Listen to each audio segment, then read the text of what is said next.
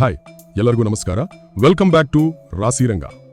ಗೆಳೆಯರೆ, ಮಹಾರಾಷ್ಟ್ರದ ಪುಣೆ ಹತ್ರ ಇರೋ ಐತಿಹಾಸಿಕ ಲೋಹಗಢ್ ಕೋಟೆ. ಹಸಿರು ಬೆಟ್ಟಗಳು, ಸಣ್ಣದಾಗಿ ಬೀಳೋ ಮಳೆ, ಟ್ರೆಕ್ಕಿಂಗ್ ಮಾಡಕ್ಕೆ ಜನ ಮುಗಿ ಬೀಳೋ ಜಾಗ. ಆದ್ರೆ ಜೂನ್ 18ರಂದು ಇದೇ ಕೋಟೆಯಲ್ಲಿ ಒಂದು ಘಟನೆ ನಡೆಯುತ್ತೆ. 26 ವರ್ಷದ ಕೋಟ್ಯಾಧಿಪತಿ ರಿಯಲ್ ಎಸ್ಟೇಟ್ ಉದ್ಯಮಿ ಕೇತನ್ ಅಗರ್ವಾಲ್ ಕೋಟೆಯ 400 ಅಡಿ ಆಳದ ಕಂದಕಕ್ಕೆ ಬಿದ್ದು ಪ್ರಾಣ ಕಳೆದುಕೊಳ್ತಾರೆ.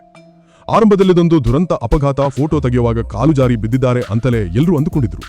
ಆದರೆ ಪೊಲೀಸರು ಎಂಟ್ರಿ ಕೊಟ್ಟು ತನಿಖೆ ಆರಂಭಿಸಿದಾಗ ಹೊರಬಂದಿದ್ದು ಮಾತ್ರ ಇಡೀ ದೇಶವೇ ಬೆಚ್ಚು ಬೀಳುವಂತಹ ಭೀಕರ ಕೊಲೆ ಪಿತೂರಿ. ಹೌದು, ಪ್ರೀತಿಗಾಗಿ ಸ್ವಂತ ಭಾವಿ ಪತ್ನಿಯೇ ಪ್ರಿಯಕರನ ಜೊತೆ ಸೇರಿ ಮಾಡಿದ ಪಕ್ಕಾ ಪ್ಲ್ಯಾಂಡ್ ಮರ್ಡರ್ ಇದು. ಹಿನ್ನೆಲೆ ಮತ್ತು ಲವ್ ಸ್ಟೋರಿ ಟ್ವಿಸ್ಟ್. ಮೃತ ಕೇತನ್ ಅಗರ್ವಾಲ್ ಪುಣೆಯ ಗಹುಂಜೆಯ ದೊಡ್ಡ ರಿಯಲ್ ಎಸ್ಟೇಟ್ ಉದ್ಯಮಿ ವಿಶಾಲ್ ಅಗರ್ವಾಲ್ ಅವರ ಮಗ. ತಂದೆ ತನ್ನ ಮಗನಿಗಾಗಿ ರಾಜಸ್ಥಾನದ ಉದಯಪುರದಲ್ಲಿ ಬರೋಬ್ಬರಿ 17 ಕೋಟಿ ರೂಪಾಯಿ ಖರ್ಚು ಮಾಡಿ ಅದ್ಧೂರಿ ಮದುವೆ ಮಾಡೋಕೆ ಸಿದ್ಧತೆ ನಡೆಸಿದ್ರು. ಇದೇ ವರ್ಷ ಫೆಬ್ರವರಿಯಲ್ಲಿ ಪುಣೆಯ ಸ್ಟಾರ್ ಹೋಟೆಲ್ನಲ್ಲಿ 20 ವರ್ಷದ ಸಿಯಾ ಗೋಯಲ್ ಜೊತೆ ಕೇತನ್ ನಿಶ್ಚಿತಾರ್ಥ ಕೂಡ ಆಗಿತ್ತು. ಆದರೆ ಈ ಕಥೆಯ ಅಸಲಿ ವಿಲನ್ ಸಿಯಾ ಗೋಯಲ್. ಆಕೆಗೆ ಹೆತ್ತವರ ಒತ್ತಾಯಕ್ಕೆ ಮಣಿದು ನಿಶ್ಚಿತಾರ್ಥ ಮಾಡಿಕೊಂಡಿದ್ದಲೇ ಹೊರತು ಕೇತನ್ ಜೊತೆ ಮದುವೆ ಇಷ್ಟ ಇರಲಿಲ್ಲ.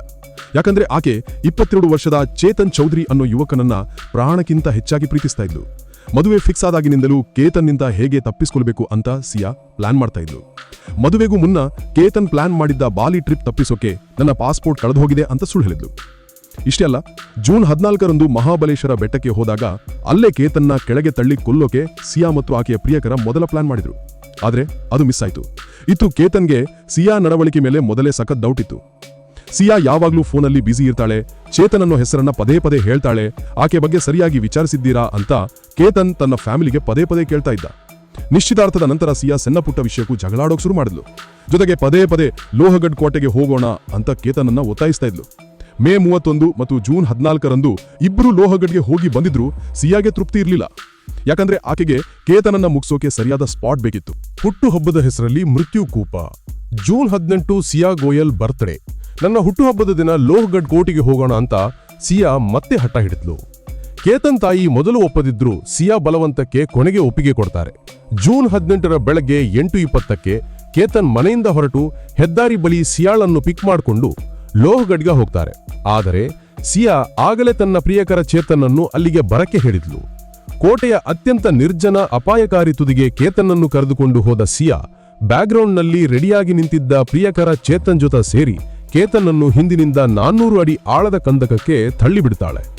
ಕೇತನ್ ಕಣಿಮೆಗೆ ಬಿದ್ದ ತಕ್ಷಣ ಸಿಯಾ ಕಿಂಚಿತ್ತೂ ಹೆದರದೆ ಪೊಲೀಸರಿಗೆ ಫೋನ್ ಮಾಡಿ ಫೋಟೋ ಕ್ಲಿಕ್ಕಿಸುವಾಗ ಕೇತನ್ ಕಾಲು ಜಾರಿ ಬಿದ್ರು ಅಂತ ಕಣ್ಣೀರಿಡ್ತಾ ನಾಟಕ ಆಡ್ತಾಳೆ. ಬೆಳಗ್ಗೆ 10:45ಕ್ಕೆ ಸಿಯಾ ತಾಯಿ ಕೇತನ್ ಕುಟುಂಬಕ್ಕೆ ಕರೆ ಮಾಡಿ ವಿಷಯ ತಿಳಿಸ್ತಾರೆ. ಫ್ಯಾಮಿಲಿ ಬರೋಷ್ಟರಲ್ಲಿ ರೆಸ್ಕ್ಯೂ ಟೀಮ್ ಕೇತನ್ ಶವವನ್ನ ಹೊರತೆಗೆದಿತ್ತು. ಇನ್ಸ್ಟಾಗ್ರಾಮ್ ಡ್ರಾಮಾ ಮತ್ತು ಅಸಲಿ ಸತ್ಯ.